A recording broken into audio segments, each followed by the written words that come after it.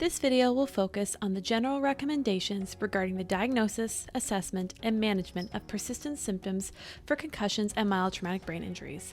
The information has been provided by the Ontario Neurotrauma Foundation's Best Practice Guidelines for Concussions and Mild Traumatic Brain Injuries. While full recovery from a concussion or mild traumatic brain injury is expected within 3 months after the initial injury, not all patients experience such rapid recovery, with a minimum of 15% or more of individuals experiencing persistent symptoms.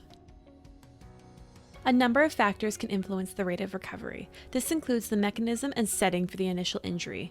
A concussion or a mild traumatic brain injury that has occurred due to non-sport related causes can be unexpected, emotionally charged, or associated with multiple or even life-threatening injuries.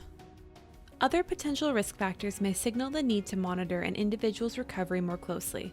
This is because these individuals are at a higher risk of persistent symptoms and poorer outcome for recovery. A complete list of potential risk factors can be found here. The difficulty with diagnosis of persistent post-concussion symptoms is that there is significant overlap with other diagnoses that can occur as a result of a traumatic experience, examples of which include depression, anxiety, and PTSD. Regardless of formal diagnosis, persistent symptoms following an injury have the potential to cause functional limitations and need to be addressed in a coordinated and directed fashion in order to assist recovery. Therefore, the primary goal of the healthcare provider is to manage symptoms and to encourage the individual to gradually return to activity based on symptom tolerance. Patients who receive education and treatment earlier are more likely to have fewer persisting symptoms later on.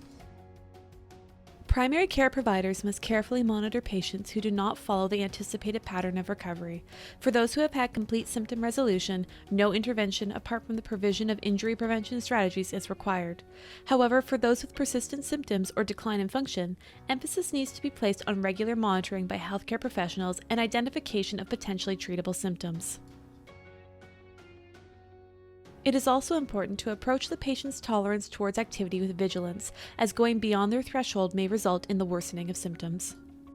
Periodic reevaluation of the patient for worsening symptoms or presence of new symptoms and problems following an injury is important for those with a more chronic course of recovery. The assessment and monitoring of symptoms following an injury may be facilitated using valid assessment tools such as the RiverMe Post-Concussion Symptoms Questionnaire or the Post-Concussion Symptom Scale, both of which are linked below this video. In addition, Algorithm 5.1 outlines the key steps to management of persistent symptoms following an injury and is linked below this video as well. For further information regarding recommendations regarding the diagnosis, assessment, and persistent symptoms, you can refer to Sections 4 and 5 of the Ontario Neurotrauma Foundation's Guidelines for Concussions and Mild Traumatic Brain Injuries and their persistent symptoms. Special acknowledgements go out to the Kinesiology Department at the University of Waterloo, the Centre for Community, Clinical and Applied Research, and the Ontario Neurotrauma Foundation, which provided the funding for this video.